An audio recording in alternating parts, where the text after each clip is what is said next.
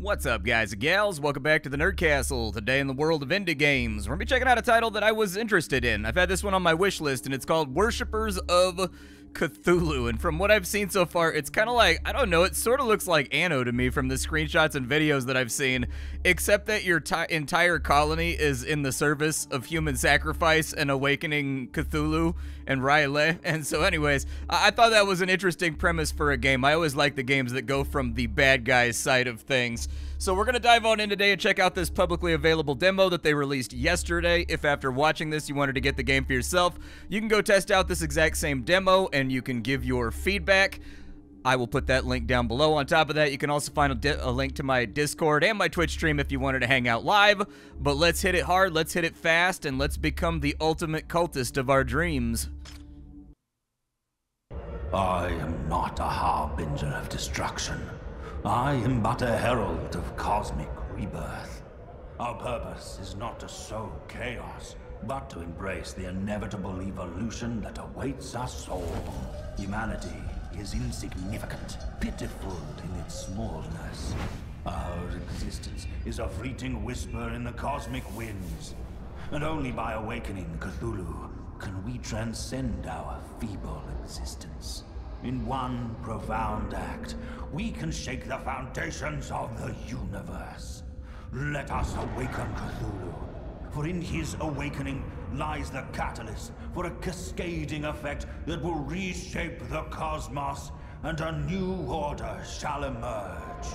The path ahead is treacherous, fraught with challenges, yet it is the only path worth treading.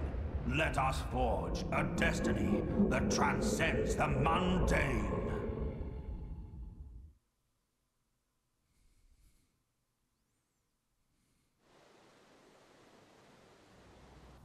Very Darkest Dungeon style art right there that they've got going on.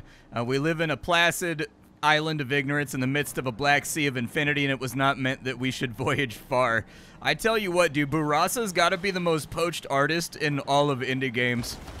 No dividends either, dude. He's not getting none of them royalties, but everybody loves that Darkest Dungeon style and tries to bring it to the table.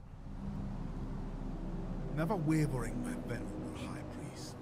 Your guidance has proven prophetic. Yes, my guidance is prophetic. Not pathetic, prophetic. For us, etched with our Lord's symbols, emerged as if unveiled at our approach. A certain sign of our fated arrival to this prophesied land. We've reached the edge of his holy realm, R'lyeh. Okay, alright. I have trouble believing that anybody didn't find this place on, like, Google satellite maps or something like that with a giant octopus death shrine in the middle of it. But sure, absolutely. It wants me to salvage something. Alright. High Priest, we may scavenge the fundamental provisions required for our settlement from the remnants of our ship's shattered hull. Your steadfast acolyte shall heed your command, toiling tirelessly at your behest. Go ahead, toil tirelessly. Your High Priest deserves it. And so it looks like that gave us 25 planks right there that we can play around with. Our resources are dwindling, High Priest. Perhaps it's time your followers have proven their worth by constructing a lumberjack and lumber mill to secure our survival. Absolutely. Everybody knows that when a dark god is rising and the first thing on his mind is the market capture of the minds and hearts of an entire planet, the first thing that he has to set up is a well-developed lumber milling industry. This is just the bare basics of dark, evil overlordery. The guy that doesn't set up lumberjacks and set his cultists to menial tasks like converting cylinders into rectangles, that guy is just not going to make it as a dark overlord. It looks like we got some trees and stuff over here. It looks like I can move the forest around if I want to. Can I salvage those other houses and do I want it to be right there, though? Because I'm going to be, like, building inwards. Let's put this guy right here. Maybe that'll work. And then we'll kind of, like, build off to the left. And then we also need to put in a lumber mill, I suppose, so that the game will be maximum strength happy with me. Am I going to have to connect everything with roads? Does my dark god require transit? I don't know what the front side of the building is, so placement is kind of difficult here. This is another one of those games that has completely forgotten that if you give me a rectangle and there's no apparent, there's like a patio right there. There's like a dock on the back, so I'm guessing that's the front right there, since it has like it has a patio on the front of it. But anyways, this is kind of one of those City Builder 101 things. Building blueprints or building ghosts that are up in the air previewing a placement for the player should always have an arrow on them indicating what is to be the intended front. This is going to be a road-based game, so in fact, the most evil thing in the universe is not Cthulhu. It is Cthulhu and Caltrans together working in unison. But it will be a true trial of your followers' capabilities to see if they can deliver on their expectations. Alright, well, let's mash out some roads, I guess. We'll put a road over to here, and we'll put a road over to here, and hopefully that'll be good enough. Does it have to connect actually to, like, this big central shrine? What does the big central shrine do? I'm gonna connect it real fast. Oh, it does have to be connected to giant central shrine. I've learned a thing today. Can I... Oh, I can salvage the houses, too. Yeah, dude, tear down that stucco. We might need it later for stucco-related occult activities. 4 stucco! We got 4 planks, actually. All right. How many workers do I have now that I have reclaimed the stucco from its great and powerful suburban tomb? It also says that I need to build a builder's shack.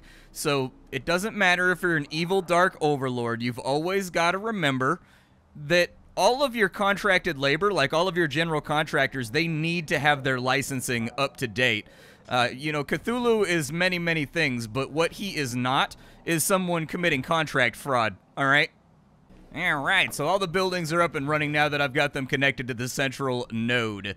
We will have workers available. Okay, I can see where that's at right now. These are my first impressions of the game. The demo just came out yesterday, so...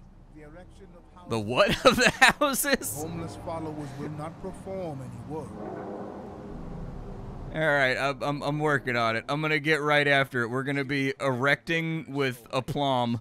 We'll go ahead and put him. There are no cult members of a given tier. Oh, I guess it had me build all the infrastructure before we actually have the workers to get these places up and functioning. So I got to, like, build a bunch of housing over here. We got to build up some McMansions so that people can summon the ongoing end of the world more comfortably. Because if you can't do that with, you know, if you can't orchestrate the end of the world without access to a comfy duvet into which to snuggle, you know, what's even the point? Like, why are we even bothering?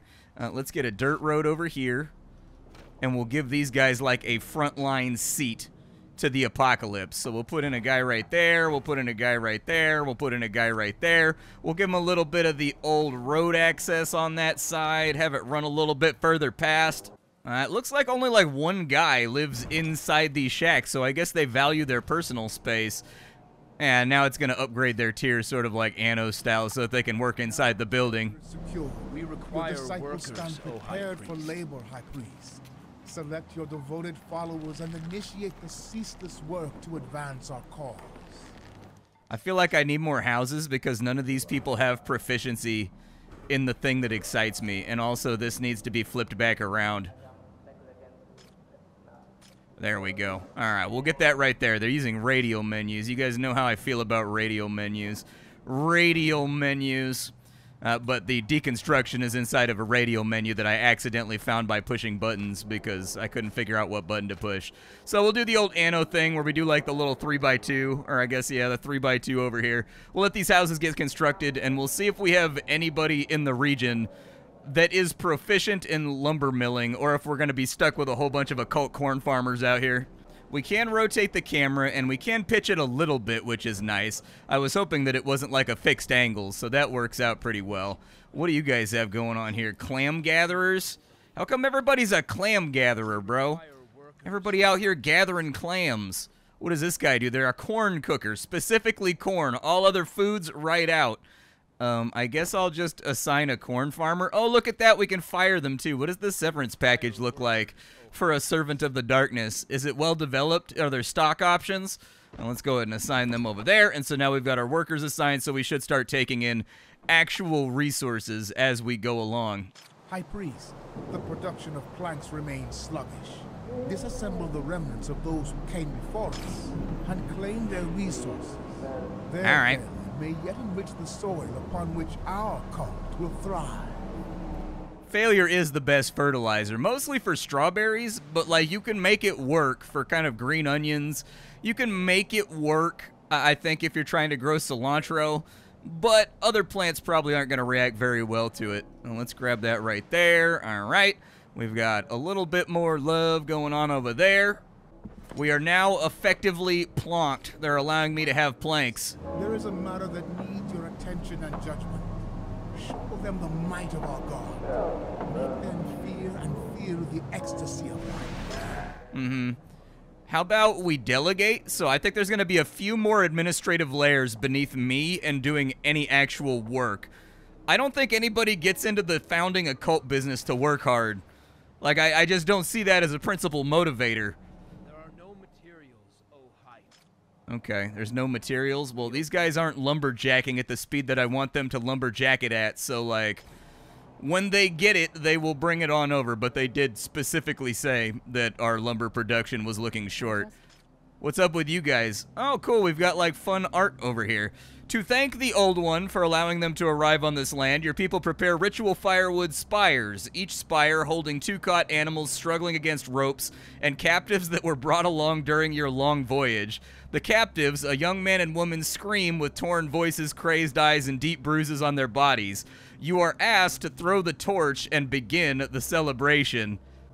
We can release the sacrifices. We can light without hesitation, or we can light the spire in exactly the spot where the flames will eat the sacrifice at maddeningly slow pace.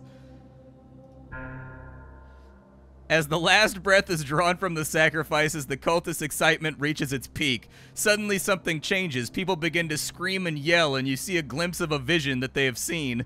The majestic tendrils of gods slithering out of a chasm, dripping in blood and gore covering the ground. Where the gore falls, a new material packet is unearthed. The vision fades and your consciousness is with it. So see, there you go. You sacrifice 2 completely innocent human beings to the avarice and also to the hunger of a dark god, and they will reward you with a trip to Home Depot.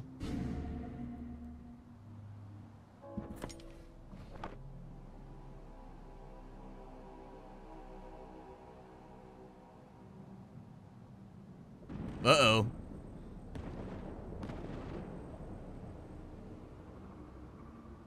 Don't worry about it. It's just bean burrito night in Riley.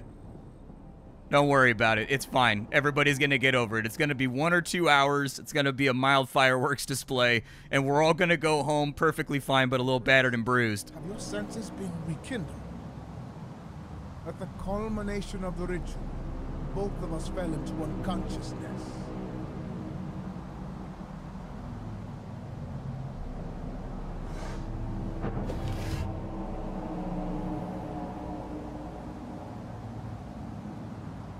I have been gifted Eldritch Favor, which I guess is just a really fancy way of saying that we have a tech research tree. Looks like I can get a sacrifice altar, so that might be kind of fun. Is there anything else that I can do? Oh, we've got dogmas as well. Okay.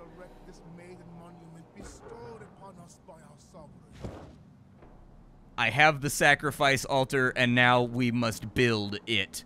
Do we put it, like, right by the housing? I feel like it'll be good for morale.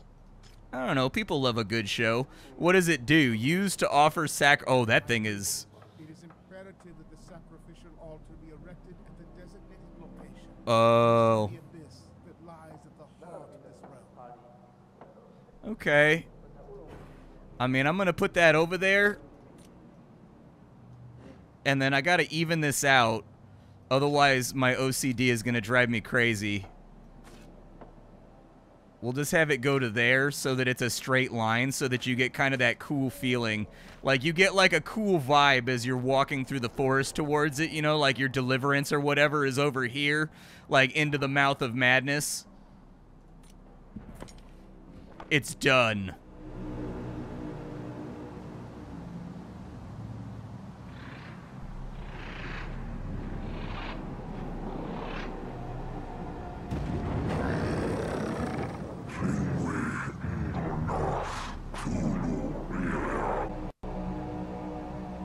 Oh boy, we got a big old frame hitch right there, dude. The entire game locked up for hella long. Sustained by the execute thy destiny. Hearken to my mandates, and at the culmination, arouse the Great One. Don't like that verbiage. Don't like that at all. You could have gone with awaken. You could have gone with, like, you could have gone with cast off sleep. You picked that word intentionally, didn't you? I see what's happening in this cult. This ritual allows you to obtain favor by carving an effigy and making a sacrifice. Is it just like one of my villagers that I throw into the giant flubber bubble pit? Is that what makes everything all better over here? Honor the teachings. Perceive not your station as immutable. Demonstrate worth through sacrificial tributes. Begin the ritual? An effigy of the first awakened. Can I carve, like, do I have to, like, oh, we gotta put the planks in one by one. That's kind of a cool graphical effect right there. And then I can enchant it too. Yeah, let's do the enchantment. Let's get all the favor that we possibly can. Carve the effigy. I do like the little animated portraits and whatnot. Kindled, my high priest. We must hastily commune with your faithful followers. It's got kind of like a grimy 2008 look to it. I kind of dig what they've got going on in-game. In fact, I would say they should probably go with this art style. Like, this art style stands out, whereas they went with, like, the Darkest Dungeon style for the art going on in, which just feels like it's going after that Darkest Dungeon thick inkline Barasa thing. But I honestly think that this art style right here has its appeal. What is this little meter up here, and why is it filling up? The sacrifice has been completed. Complete the ritual. I have completed it. Are you going to frame lock on me again?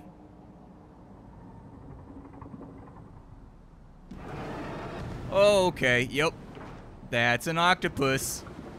An octopus with an addiction to apparently artisanally created collectible memorabilia. I need to interact with... Is that the bonfire? It says I got to interact with a... Oh, yeah, I got that house that I... Oh, there's a bonfire over here. Was that over there the entire time?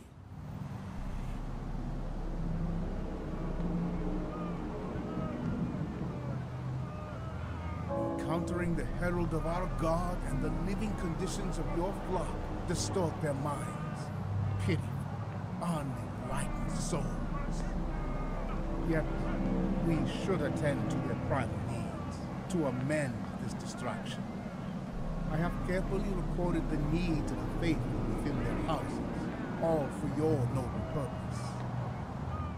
Finding the default voice lines to be a little bit quiet compared to the ambient noise of the game. Unfortunately, there's no mixer for just voice inside of here as well. I was going to go ahead and fix it, but, like, I don't know if voice counts as sound effects. It probably does. But either way, can't really do anything to remedy it with the limited options that I've been given. I would say split that mixer up a little bit more, or at least remix the audio volume on voices, because the voices are considerably quieter in a lot of the scenes than the actual background ambient noise that's going on. So enter a house to check your followers' needs. Alright, so they will generate more faith and they will work harder if we fulfill their needs. They want cooked corn, they want clams, they want robes, they want an elder's temple, and they want the re-educator. Fair enough. I will do what I can. With 45 favor, hopefully I can afford to buy something here. Oh yeah, there's the elder temple. Alright, we've got that. What else do we have inside of here? An ale brewery, sacrificial altars, we've got that covered.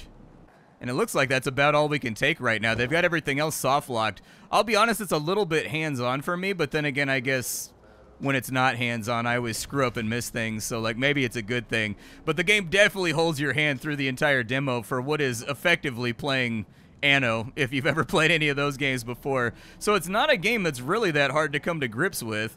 We'll put this guy right here, I think, so that they all get the bonus of being right next to the temple. And then maybe we'll run like a little road back here. I kind of want to put houses all around this thing too, so that we get the maximum benefit out of it. So I'm going to have to nail down the geometry on getting that taken care of. We've got 6 homeless people, so I should probably get to work putting in more houses too. Put one right there, put one right there. Maybe put one right there and right there. Maybe I'll subdivide it on out. I was trying to be like super effective about this. But we'll put that in right there because we need a few more houses anyways just to keep people happy. I mean, I like the second half and the first half of that, so I'm not gonna get too rowdy about it. Now we need a clam collector. All right, we've got a storage building, we've got a clam collector, we've got a corn plantation, and it looks like we have faith coming on in. We don't have enough for the cooked corn yet, though, so we're gonna have to get there. I may have to sacrifice more human beings. I'm not really too sure. These things happen in the pursuit of building a more enlightened society. For now, the clam collector looks like it can only be on the shore. I don't know if it's going to have a radius. I'm going to put it over there just in case it has a radius in which I cannot place another clam collector. We'll put that right there. There's an easy joke in there somewhere, but you know what? Here at the Nerd Castle, we're not fans of the low-hanging fruit, all right? So the clam collector is going to be done. I don't see any kind of circle around it that says I can't build another one. We'll see what clam production looks like before we go too much further. Clam collector's up. Oh, 3 people can work at the clam collector, huh? All right, well, let's put 3 people on it that are good at clam collection. And we'll see what this turns. That's a clam shovel? I had no idea that such an object even existed. Huh, must not be New Englandish enough. So clam collection a little bit slow. I expected clam collection to spit out like 10 or 15 or 20 clams for the amount of time that they spend, but as it looks right now, it looks like you only get 1 clam per go. So I guess we'll see how that deals with our needs, but I don't know exactly how that's going to play. Amidst a birthday celebration, a family decides to offer captured homeless souls to the Deep One in exchange for a blessing. The crowd cheers. White-robed girl lies spread upon the table, her grin unsettlingly wide as she awaits the gentle touch of the blade. You are called upon to honor the house and conduct the ritual. With no hesitation, I can plunge the blade in. Before committing the deed, I can give off a speech, or we can refuse to kill her. Well, like, let's go all in on the game. I need faith anyways. In order to buy the next thing, which is the cooked corn. So, oh, that was something different. It was just faith that it, or something that, what did that generate, actually? It had this little icon right here. But I don't see it actually tabulating anything that it gave us. Fulfill the clam need of every single house. All of these houses are filling up on clams, even though he just dropped it off inside the stockpile. So maybe you don't really need that many clams in order to get things going. Maybe it's a really big clam. It says that everyone's clam need has been taken care of. So I'm going to take it at face value, and we're going to move on to the next thing. We need a corn plantation. Does the corn plantation have to go in a specific spot? Oh, I need favor in order to get that done. Honor the teaching. Am I going to have to do a ritual? I have planks and stuff. I would very much like to get Eldritch Favor. Let's just like carve this bad boy. Fulfill the prophecy. Where does it say my total faith at? Is that what this meter is right here? Oh, faith is the money that we have. Gotcha. Now it makes sense. Okay, I just need to look at it for a minute. Our faith has now been evened on out, so I'm guessing this is probably for something else. And so it looks like this is just the faith that we're getting from these various events. Like the upticks is just offsetting the faith upkeep cost that it takes to continue living in our depraved, ridiculous blood sacrifice society. We'll complete the ritual.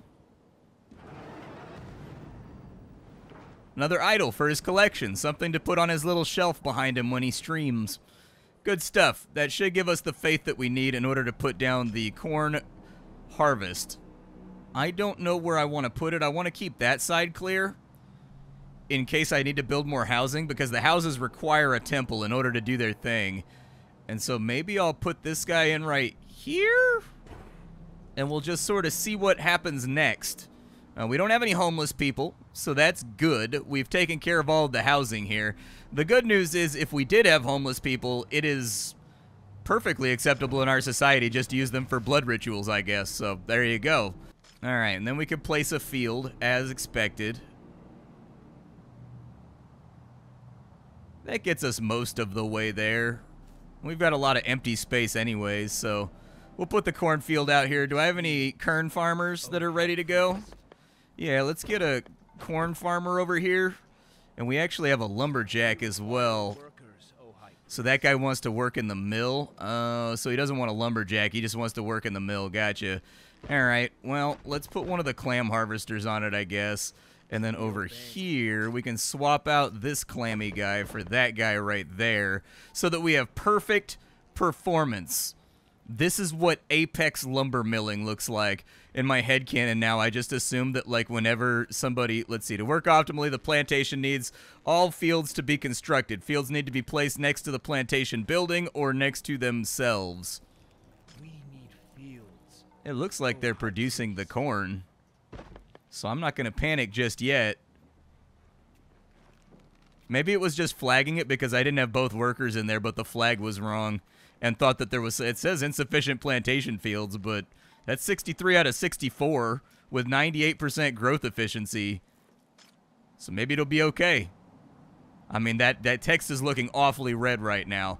And then I need a corn cooker. As I was saying, in my headcanon now, I kind of feel like, is there anything that cooks the corn around here? Did I not unlock it? Ah, I never unlocked it, so there you go. We did end up needing Eldritch Favor.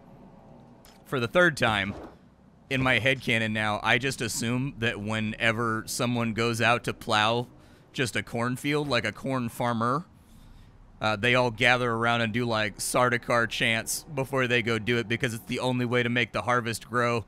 You must pluck the summer owl from the sky and spill its blood whence under the fortnight's moon in order to gain favor in the corn harvest. Corn cookers. I mean, you're sort of like tangentially related to corn. Maybe it'll be okay.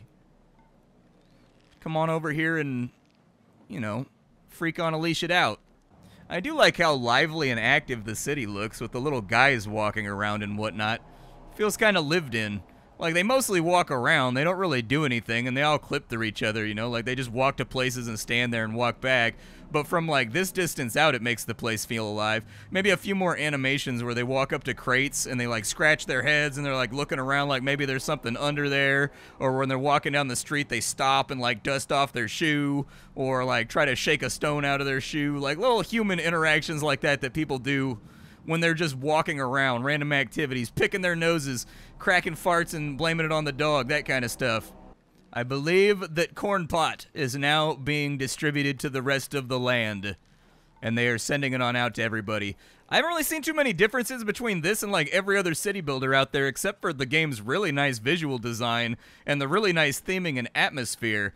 Like, as far as I can tell, it just appears to be your bog standard Anno-inspired city builder. The sacrifice mechanic is interesting, and I'm definitely liking the UI and the little touches and accompaniment visually that goes along with it, but I was hoping it would jump out a little bit more at me. It's got me visually and atmospherically, but gameplay-wise, I haven't really seen anything just yet that has convinced me that it's not just like Anno inside of, or like Anno or Banished inside of a Cthulhu wallpaper. You know what I mean? A very nice Cthulhu wallpaper, a very well-made Cthulhu wallpaper.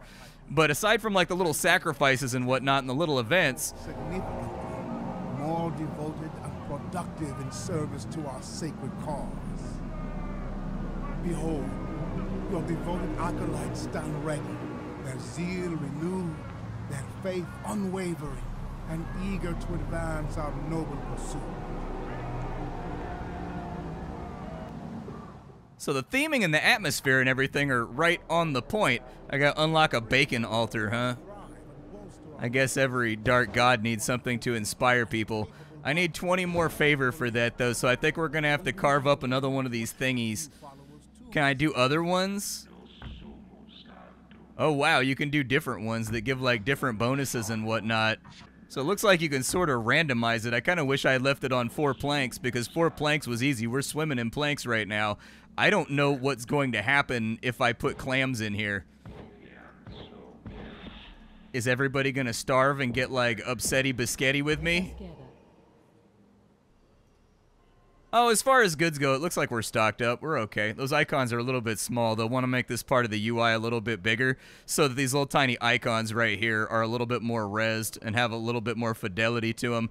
But yeah, so far I'm waiting to see the hook. I like the few hooks that I've seen so far, like the carving of the effigies and the blood sacrifices on the altar and whatnot to get bonuses and little Frostpunk style events. But I do think it's going to need to have a lot more of that cult leaning to it in order to fully grab me and not just be another one of those games that's kind of following along with Banished. It looks like everything, I haven't seen anything too crazy inside of here.